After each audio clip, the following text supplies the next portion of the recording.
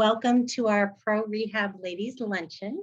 And I recognize some faces and some names out there, so I'm really excited you guys were able to join us. For those of you that don't know me, my name is Lisa Kiesel. I'm a physical therapist at ProRehab, and I work at our Northside clinic. We're really happy that you've joined us, and we look forward to sharing our expertise and knowledge on a variety of healthcare topics today. We have 5 physical therapists in our pelvic health team, and we are all present today, and we'll all be talking today. And we have an exciting 40 years of experience within the 5 of us. So we have a lot of experience treating men and women with pelvic floor issues, but obviously we're going to talk about the ladies today because this is our ladies luncheon. There's 4 main topics that we're going to talk about, and each one's going to be about maybe 10 to 12 minutes. And then we will have time after each speaker for discussion, questions, that type of stuff. The first speaker is going to be Megan Brames. She's a PT in our Vincennes location, and she's going to talk about pelvic floor anatomy and some common bladder issues and bladder treatments. And then Shanley Joyce is going to go next.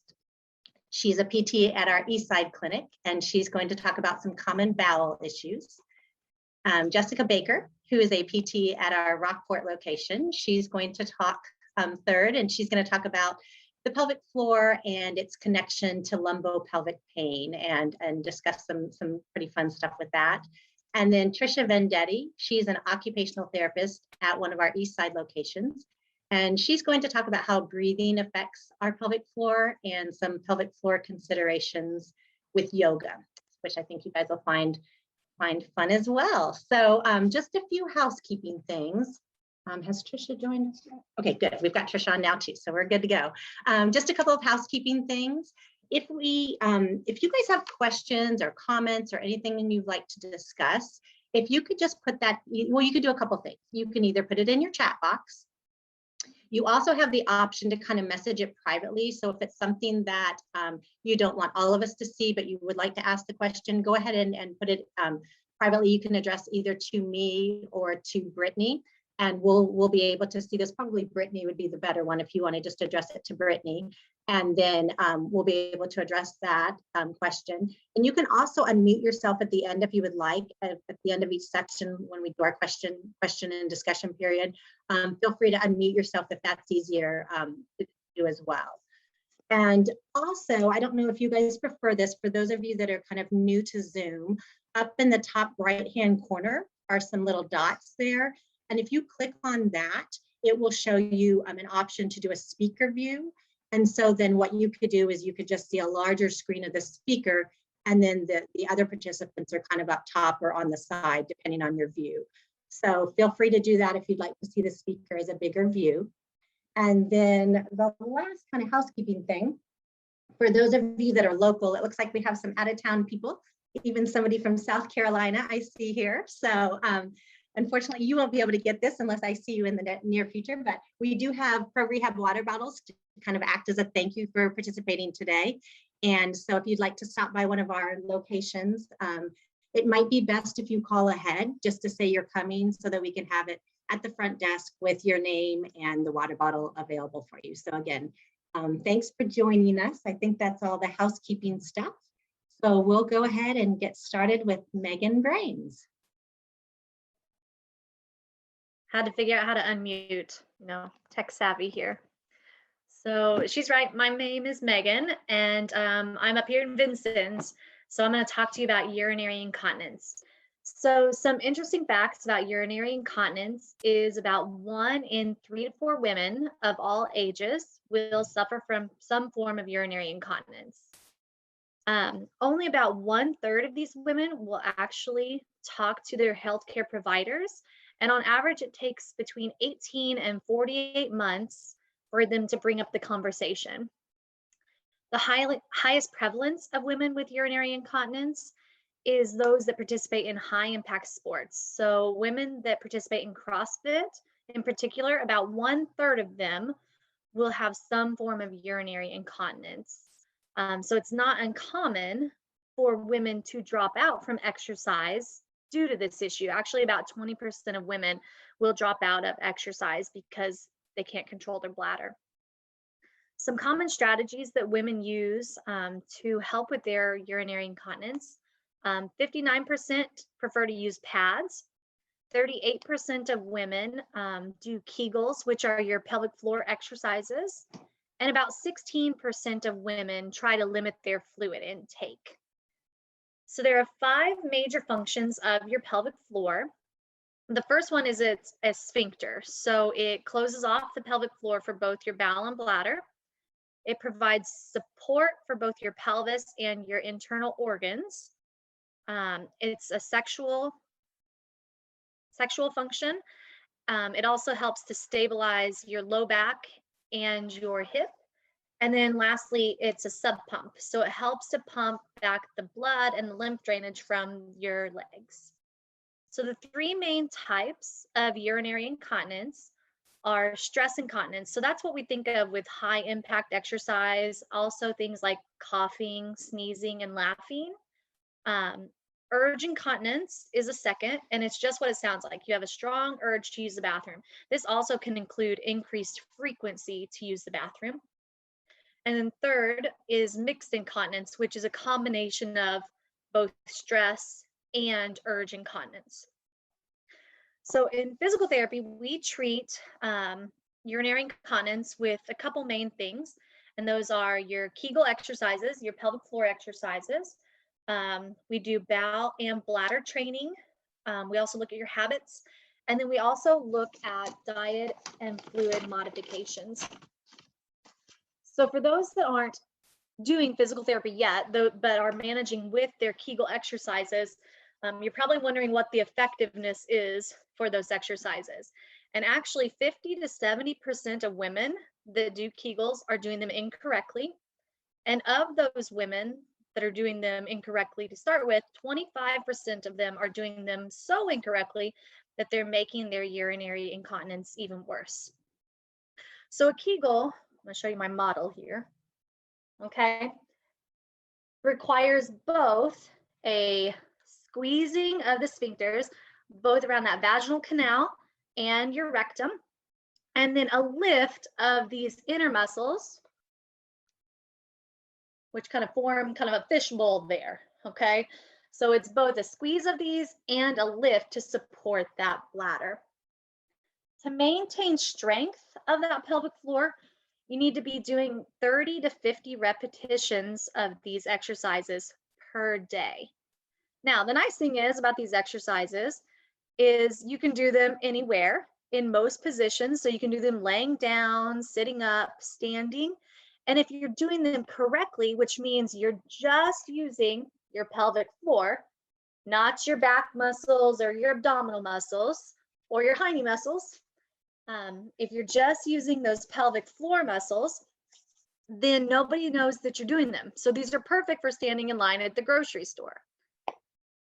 So now let's talk a little bit about healthy bladder habits. What's normal? What are we trying to accomplish? So healthy bladder habits are using the bathroom to urinate 6 to 8 times a day. So that's once every 2 to 4 hours. The goal is for your bladder to fill up about 2 cups on average, okay? And when you empty that bladder, it should take about 8 to 12 seconds to fully empty your bladder. So some habits that we want to avoid for incontinence would be just in case voiding. So if you don't really feel like you need to use the bathroom, don't try to use the bathroom. Also, we don't want to limit our fluid intake. When we limit our fluids, that actually makes the bladder a little bit more irritable, and that urge can be even stronger. Avoiding constipation is very important. And then also sitting properly on the toilet. So sitting, not hovering, to fully allow that pelvic floor to fully relax and empty that bladder each time. Okay, so now we'll talk a little bit about bladder irritants. So irritants can be anything from food or drink that we put into our bodies that isn't really water. I think most of us know some common ones are coffee, both decaf and regular, teas and sodas. So those are kind of the standby. But what a lot of people don't realize that tomato products, tomato juices and sauces, citrus fruits and juices, chocolate, heaven forbid, artificial sweeteners and colors can also be some really common irritants. I know in my practice, I've seen a lot of people that are drinking flavored waters or that like to add a little bit to their water to make it a little more interesting, but that can actually be an irritant as well. The important thing with physical therapy is that we find your particular irritant so that you can enjoy those things in moderation, but also manage your habits. As a standby, we want to drink about 1/2 to 2/3 of our fluid should be water, and the other little bit can be your beverage of choice. So your coffee that I'm never giving up, but it could be your coffee. Lastly, let's talk a little bit about if you need to use the bathroom and you're in a hurry or the bathroom isn't readily available. So being able to suppress your bladder to allow you to have less leakage or to get there on time. So we use urge suppression techniques to help to combat that. So your bladder and your pelvic floor work opposite each other. So as your bladder spasms, it tells your brain to relax your pelvic floor to help it to fully empty. If you want to do the opposite of that, though, to suppress that, what you would do is you would do 5 or 6 quick contractions of that pelvic floor. And what that does is it sends that signal back up to the brain and says, hey, I'm not in the bathroom yet. Calm my bladder down just a little bit. And so it allows that bladder to relax, and it gives you, 15 seconds, a minute or two to get to the nearest bathroom, to be able to adjust your pants, or to find that bathroom that's clear across the store in Walmart. So that's kind of how we fix that. The best way to do that is by stopping what you're doing, though. We don't want to rush to the toilet. We want to think positively and distract ourselves so that we can make sure that we're not having unnecessary leakage. So the good thing about urinary incontinence is 80% of cases can be improved or cured with physical therapy. So in conclusion, don't be afraid to ask questions. Talk to your doctor if you're having any incontinence. If you're doing Kegels, 50 to 70% of women are doing them incorrectly. So seeing a specialist can be really beneficial. And then it's necessary to look closely at your bladder habits and your food and fluid intake. Okay, any questions?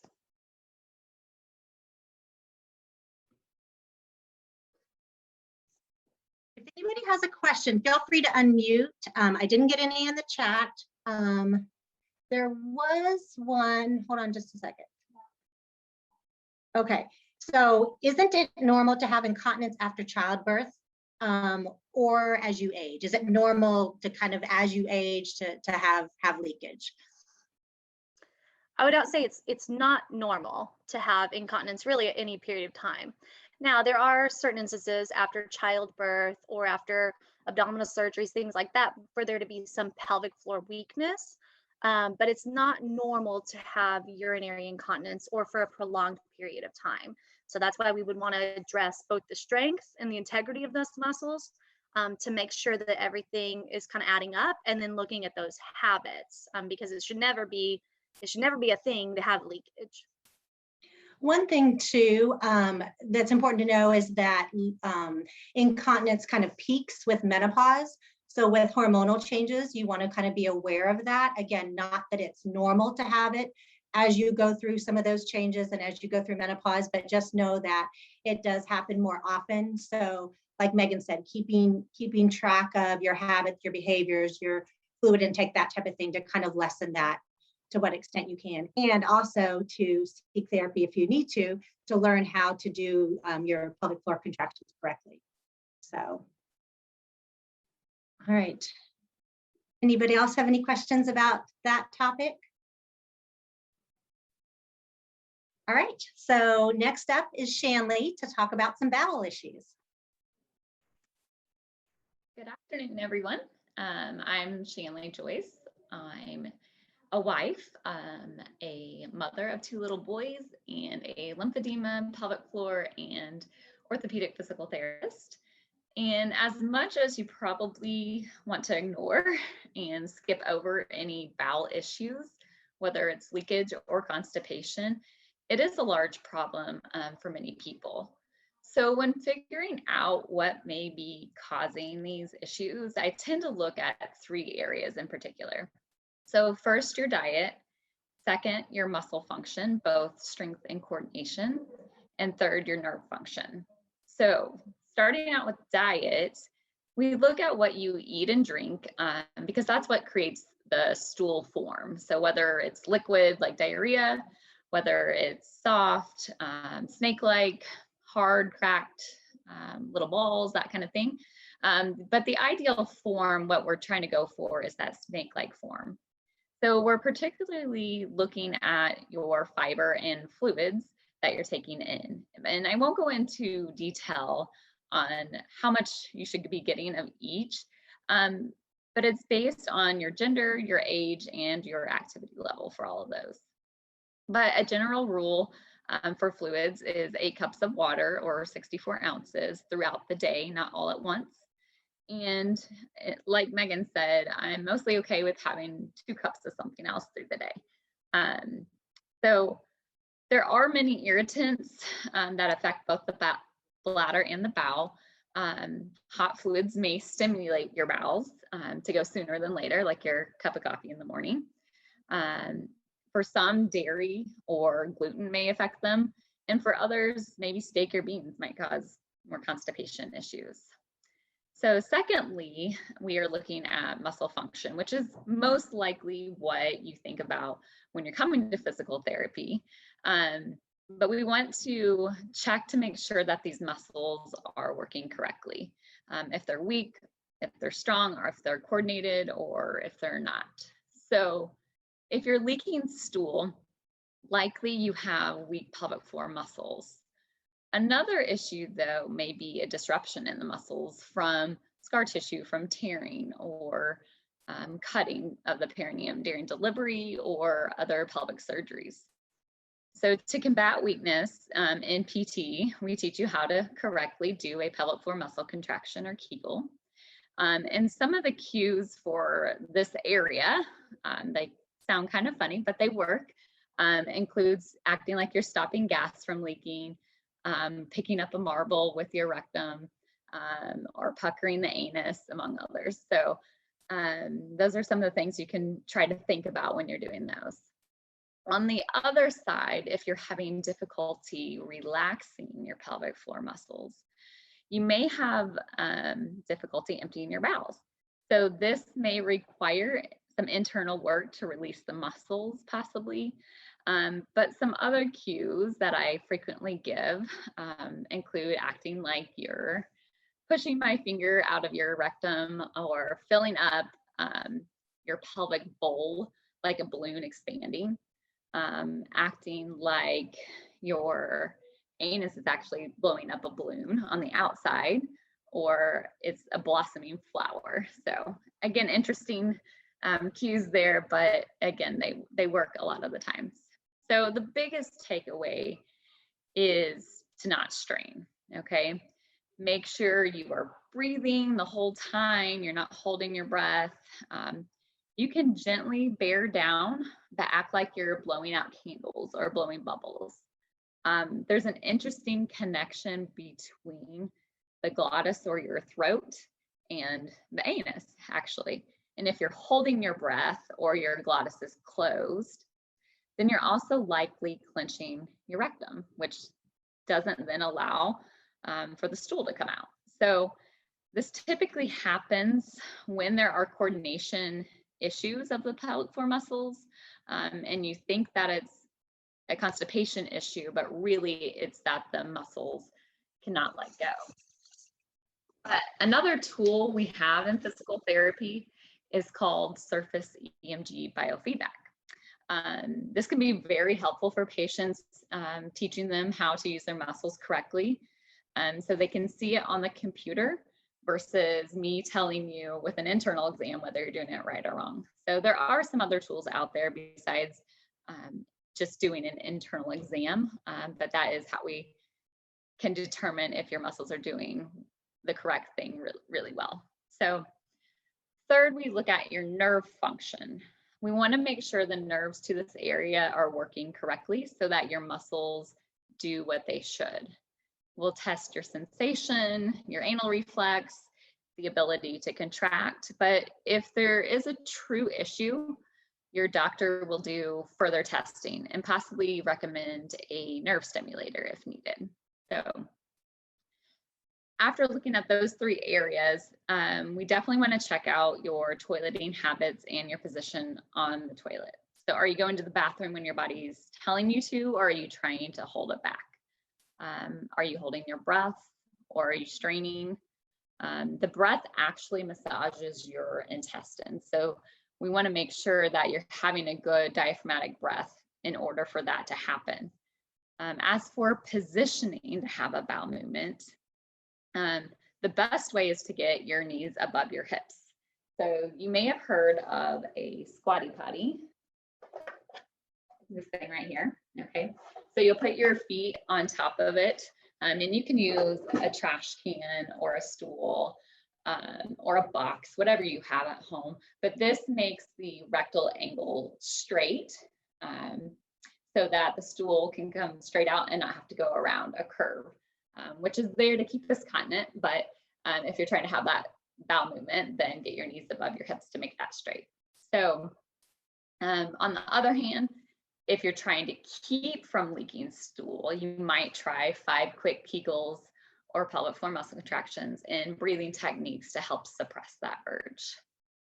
Now with constipation, a colon massage is a great way to help stimulate or get gas or stool moving as well on your own.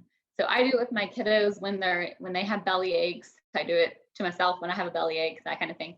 But what you'll do, I'm going to stand up here, is you're going to start on that left side, okay? So your rectum exits right in the middle, and then your colon goes to the left, up, across, and down, where it attaches to the small intestines.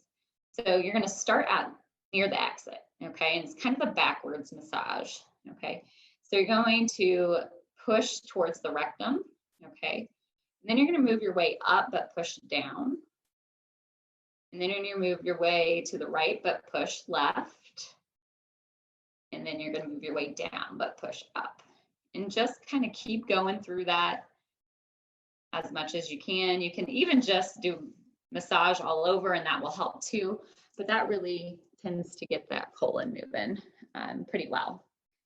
So with both constipation and bowel incontinence, I want you to realize it's not just the muscles of the pelvic floor that need addressed, okay?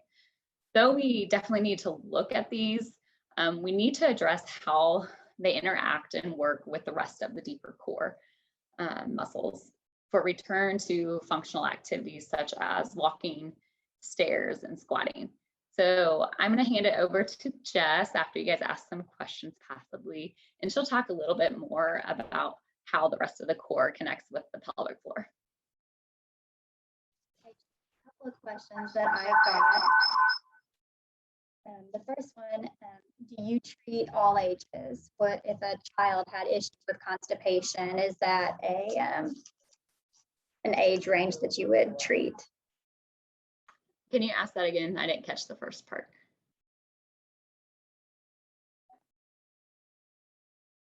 I don't think it's working.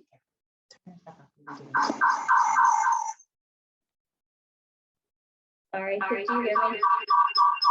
It's echoing.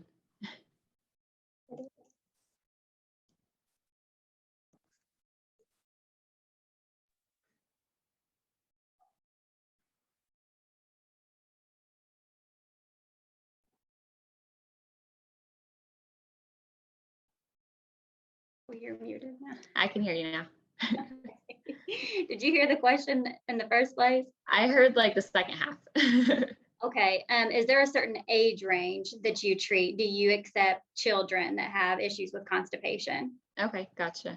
I would say that with constipation, we can definitely see all ages. I'd say I've seen less of the kids realm, but definitely not, we can definitely see them. So yeah, we can work with all ages, truly, and we don't have to do an internal exam with them. We typically don't. We can do that biofeedback that I talked about, and we put little stickers on their bottom with mom or dad present or whatnot, and just make sure everything's comfortable. We kind of use bubbles to work on breathing, that kind of thing. So we can definitely work with kiddos. Great. Okay. And then the other one was, when do you recommend coming in for a consult? Is it after weeks, months of having issues, bowel-related issues? Is there a certain time frame that you would prefer a patient to come in? I would prefer right away, to be honest. That way you can learn and be educated on the things to avoid to make it worse. So I definitely think there's a ton to learn with dietary issues, with breathing patterns, all kinds of things. So I would say sooner than later. It's only going to help you. Yeah. Perfect. Okay. Well, those were the questions that I had. Great. From the audience. All right, Jess, you're up. All right. So I'm going to be talking about lumbopelvic pain and how the pelvis, how the pelvic floor can play a part of that. And first, so at some point in our lives, most of us experience some kind of lumbopelvic pain. We don't necessarily think of it as lumbopelvic. A lot of us think of it as just low back pain, hip pain, or sometimes in the groin and stuff like that. But the pelvic floor has an important part, and that's really why I've gotten into pelvic floor therapy, is because it has been such a missing part in the patients that I've treated with low back pain, hip pain. And it really, when we get in there and are able to look at how that's functioning, we can look at the whole person and see how that affects you. The reasons for pain do vary from person to person.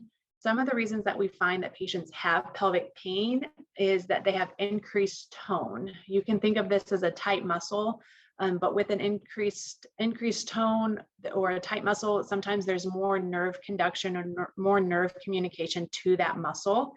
Another reason that we see that is weakness. And let me go back to the tone. That tone can be within the pelvic floor itself. It can also be within the hip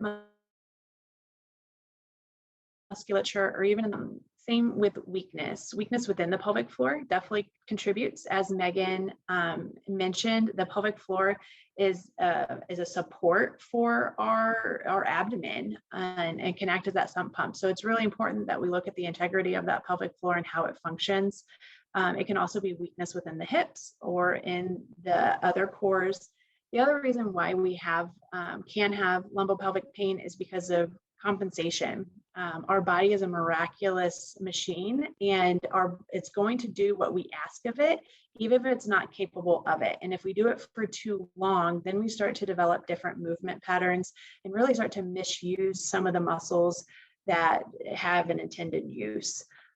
With weakness or a muscle imbalance, whether that be flexibility, other areas might be tight and other areas might be weak. It just creates an overall imbalance. And our job is to kind of look at that and see what those imbalances are. But if you're experiencing any kind of pelvic pain, lumbar pain, you can have weakness, increased tone, tightness, different movement patterns, and these can contribute to things such as like SI pain.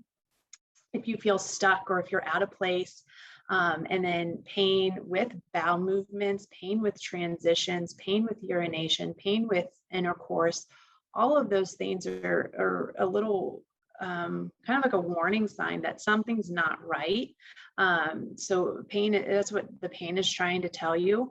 Another thing that you might notice, if you feel, maybe it's not just back pain, maybe it's stiffness within the back, or you just don't feel like you can move very well, that can contribute to balance issues as well. So looking at all of those different areas is what we do. So what we look at as physical therapists, when you come in, we do a full musculoskeletal exam. And sometimes, depending on the complaint that you're having, that might include a pelvic muscle exam, which is an internal vaginal exam or a rectal exam. We are capable of doing it for men and women, but we take a whole picture of what we're looking at. And the core is not made up of the nice little six-pack abs that everyone likes to have. The core is actually made up of 4 different areas of your body. And I'll go over those. As Megan showed earlier, we have the pelvic floor itself. It hangs, it's kind of like a hammock that hangs down beneath the pelvic floor, helps support it, helps support our organs. And then we also have our multifidus, or which go along the spines, along the spine. And I'll try to get in a little bit closer here. They actually run right along in here on both sides, and we have multiple layers that come out and support the low back. A lot of times people will say, oh, I have a weak back. In my experience, these are the muscles back here that hold a lot of tone and have a lot of muscle dysfunction that we need to restore. Other area that we have is our core or our transverse abdominis. It attaches kind of along here, and I'll stand up to show it a little bit more. It starts back here, and it can wrap around to the front and kind of like a corset, helps hold us in. The transverse abdominis is just one of many layers of abdominal muscles that we have. We actually have about 3 or 4 muscles that kind of help as a corset. But we work to make sure that that one's engaged properly and not overactivating. And then the last aspect that we have is our diaphragm. It's what separates our abdominal contents from our lungs. It comes right up here along the rib cage, and we can use that as Shanley has mentioned, and Trisha will go more into this. It has a big effect on how we breathe. All of us breathe. It's an important thing we do. But how we breathe, it matters. And we can actually breathe and not use our diaphragm. Even though it's the most efficient breathing muscle that we have, it's something that some of us might not utilize properly, or if at all. So what our job is as physical therapists is we go in there, we take a look, and this doesn't happen on the first visit. This is really sometimes an onion. We got to peel it back one layer at a time to get to all of these different areas. But what we do within treatment is look to see what muscles, if those individual muscles are working properly. And those individual muscles, I'm talking about the pelvic floor, the diaphragm, the multifidus that run along the spine, and then our transverse abdominis, which is there in the abdomen. We make sure that all of these muscles are working independently. And then we start to tie some of those muscles to work together. But those muscles are the foundation from which we move from. So once we get those muscles up and going, we really need to make sure that they're engaged with walking, getting in and out of bed, running, whatever activity it is that you do, we've got to make sure that those muscles are working for you. And part of that is making sure you have that body awareness as well. A lot of what we do is educating you to recognize these things. And as Shanley mentioned, and Megan mentioned, is going to the bathroom. Sometimes these muscles, we have to teach these muscles to function differently. And sometimes it's a little hard for us to teach us ourselves. We do look at like Kegel exercise. I know that's a common term that a lot of people know, but as Megan mentioned, some women don't do that correctly, and men, and it can actually make our problems worse. So we really kind of go in, make sure everything's working right. And that includes not just muscle function, but flexibility. Are there other things going on? Say we find tightness, whether that be within the pelvic floor or within the hips, we're looking at stretches. You can do manual stretching, which if it's intravaginally, we can do manual, which is the use of our hands, or we can use a device. We do hip stretching.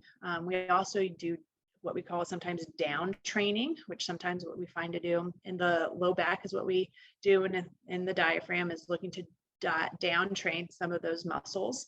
We can use mindfulness, relaxation, or what we call body checks. We also have different manual techniques that we can use.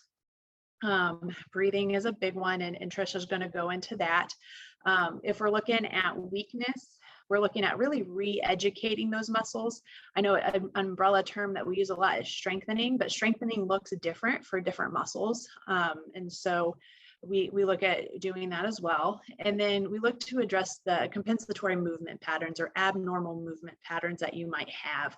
And that looks at the long range of how you move. So in general, we're looking at how all these muscles groups function independently, and we're working to get them all to work together. And ultimate goal is to get you to be able to manage this on your own. Back pain is common, very common that you'll have it more than once in your life. And so our goal is to try to give you the tools to understand what's going on and be able to manage it yourself. Any questions?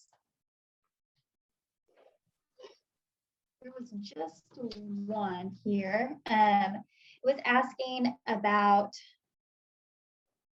now with pregnancy, obviously it's common to have back pain or even maybe sometimes incontinence while you're pregnant. Mm-hmm. Possibly, that's the question. Should they just chalk that up to pregnancy itself, or would it be a good time to go ahead and come in and seek treatment during pregnancy for back pain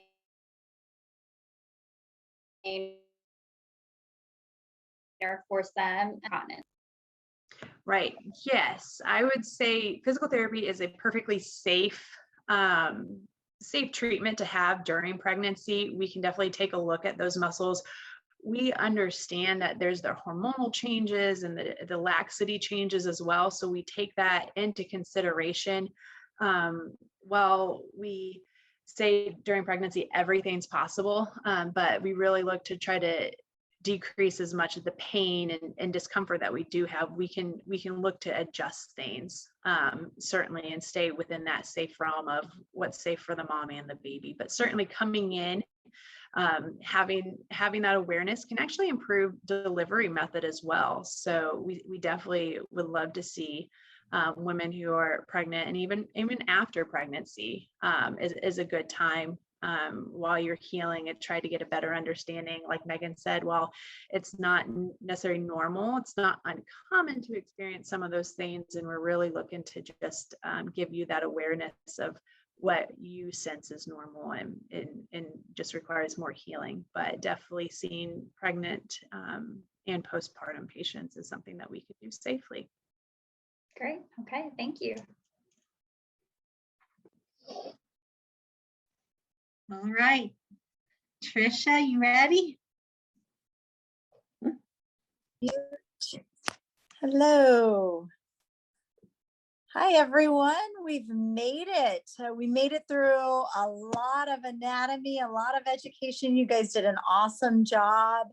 I think everyone here at this point should have a really great understanding of the muscles and the anatomy of the pelvic floor.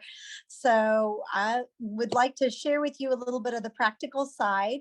So I practice a technique called medical therapeutic yoga, and this is an excellent way to treat the pelvic floor, along with all the wonderful pelvic floor treatments that all these other therapists do. And what medical therapeutic yoga is the main difference between this and just any yoga that you think about, maybe at the gym or somewhere else, is coming from a medical professional. So you're being evaluated first, just like Jessica described, a thorough evaluation. Your anatomy is taken into consideration, how you're different than everyone else. And that can be bony abnormalities from some people can't sit cross-legged. Their bones just simply won't allow them to do that, or maybe they're limited in that direction. And then some people are opposite of that. So, the idea of yoga being certain poses or certain positions, that's not what we're talking about. That's not yoga. What I want to talk about, what yoga really is the breath, and how breath affects our pelvic floor and how our pelvic floor affects breath, both ways. So we have, as Jessica showed, we have a respiratory diaphragm here, we have a pelvic diaphragm here. So our pelvic floor and those muscles actually make up the pelvic diaphragm. These diaphragms work together when we breathe. So let's all try a little bit of practical activity here. So just place your hand down low on that pelvic diaphragm and place your other hand up here on your rib cage. Notice your breathing. So everybody just sit back, relax. No need to think or be any certain way right now. Let's just observe.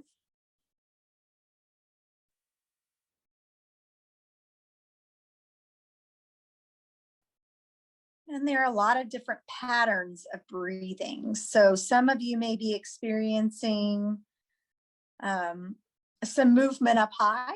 Some of you may be experiencing some movement down low.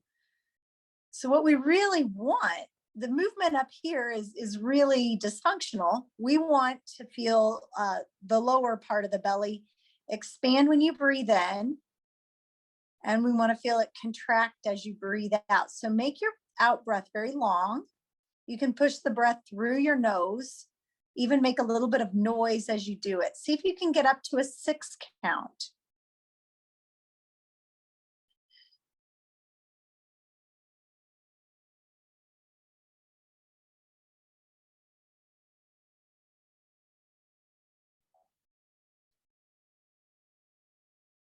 So as you're coming into your relaxation, you should start to notice that as you breathe out, that the muscles of the lower belly do move in. So if you did nothing but breath work, you are working your pelvic floor.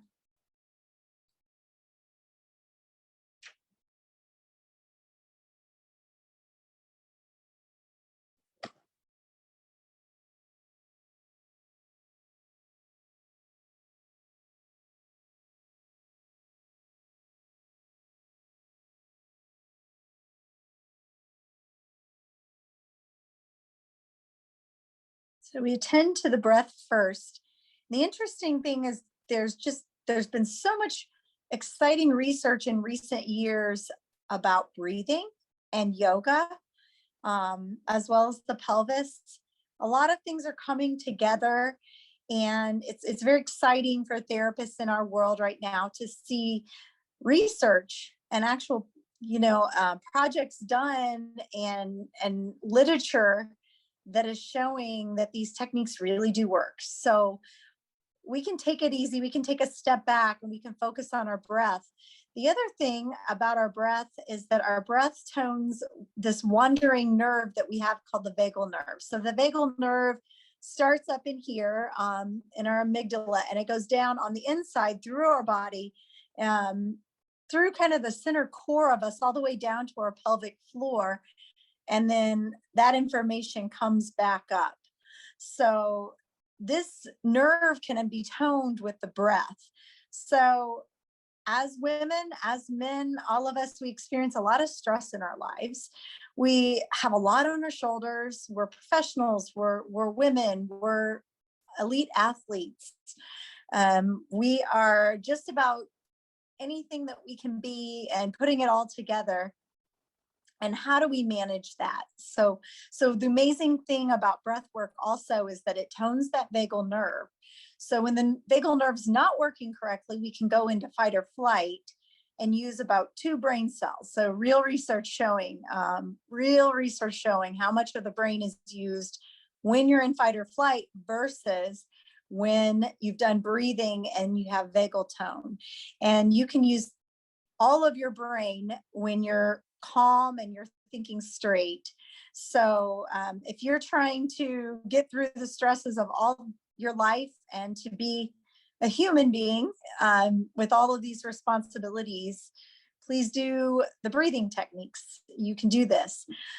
This is for everyone. As I said, regardless if you have too much tone in your pelvic floor, or not enough tone in your pelvic floor, this is going to help you. If you have respiratory problems, engaging the pelvic floor improves your breathing patterns. Research on that too, that is just out there and is just amazing. These techniques save us money. Think about all the expensive testing, medications out there that we can avoid, incontinence products, pads. It can save us productivity at work. Obviously, if our brain can think straight, we're more productive at home and at work. Just far-reaching benefits. It can help our digestion, injury prevention, keeping us strong.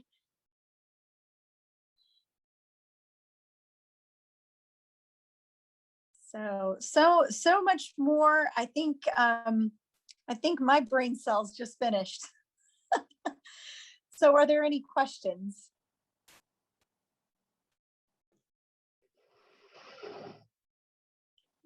Do you offer your yoga classes as an individual treatment, or do you have group yoga classes? At this point in time, I have individual classes, and I can do 2 people at a time in the space that I have. I feel like if there's somebody who's interested in a group yoga class, let me know, and I have a feeling we can work that out.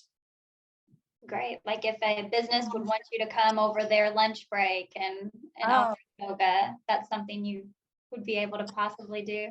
I would love to do that. Great. Yeah. Mm-hmm. Thank you. Thank you. I don't know if that was the only. Oh wait. Here's one. Oh, okay. I think that was just Leanne saying she had to head out. So for those of you that are not clinicians, just to kind of let you know, with physical therapy, most insurances, you can come directly, and we call it direct access. You can come directly to a physical therapist.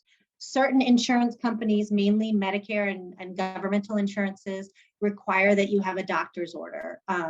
But if you have a private insurance, feel free to call one of our locations. And I think Brittany's going to follow up with an email to all the participants to just kind of pass on our contact information. Again, we're spread out over some different clinics within the Evansville and tri-state area.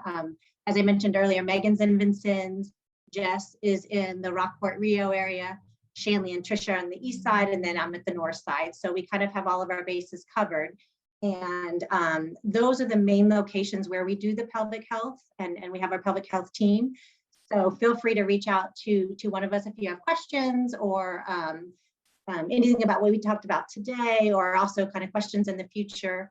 The other thing is we have recorded this. So if you have, I know there was a couple people who couldn't participate today, had conflicts, but I'm going to send them a recording. So if you have friends, family members, anybody that you'd like to share this information with, let us know. We can share the recording with them as well. So you can either shoot me or Brittany an email, and we can get that to you. What other things? Don't forget to stop by and get your water bottle. And like I said, it might be easier if you call ahead, just to be sure we do have them at that location, and we can put a little your name on the water bottle and have it up front, so you can just pop in and get it. So any other questions, comments, discussion?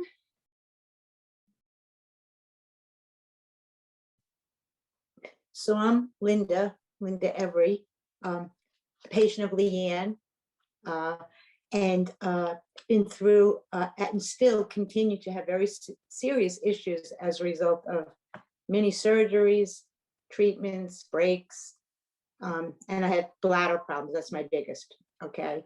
And I am learning everything, and I am going to be the one to bring awareness to women. Most women my age have no awareness, nothing. I didn't. It's a sad story, but we've been trained differently. And we've been trained differently to not look at things and to deny things. And I no longer am doing that, but it's a real job. but I'm doing really good. I'm a learner, I'm a seeker, I'm a people person, and I'm always helped by certain medical people that have helped me. Not that many, many have harmed me. I'm just going to say that. And I don't mean to say that in a negative way, but I proclaim to be a spokeswoman for better health, pelvic health for women. And just to say to Tricia, because of the person in Leanne's practice that helped me only 3 times, I was fighting doing yoga during the COVID because it wasn't good for me. And I learned, and I said, Linda, you can do the new stuff. You can teach yourself. You're doing the wrong stuff. And I taught myself, Tricia, that I did know what to do because I did listen to my body. I did. And I cried when I felt it, all by myself with my music on. I didn't even know you were there. I didn't know there was such a thing. I didn't even know that it was out there. So I'm so grateful and thankful that I'm learning and knowing that there's women out there to teach me. And I am going to be teaching and spreading the word. I just want you to know that you're all worth so much for women. And my granddaughter is going to benefit, who is only 8. That's the icing on the cake for me. So I just wanted to say that. That's it. She can be the new generation and start passing the word, Linda, as well. So thank you. Thank you Yeah. for inviting me to learn more, and I'm getting there. So thank you so much. We'll keep passing the word. So absolutely. Yeah. So thank you for that, Linda. All right.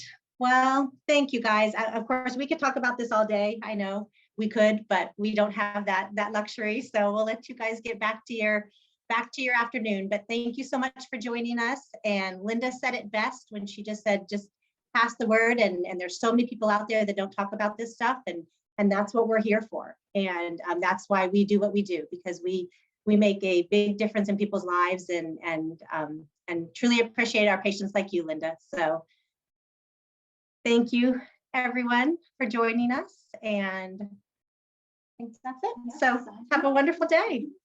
Yeah. Thank you so much.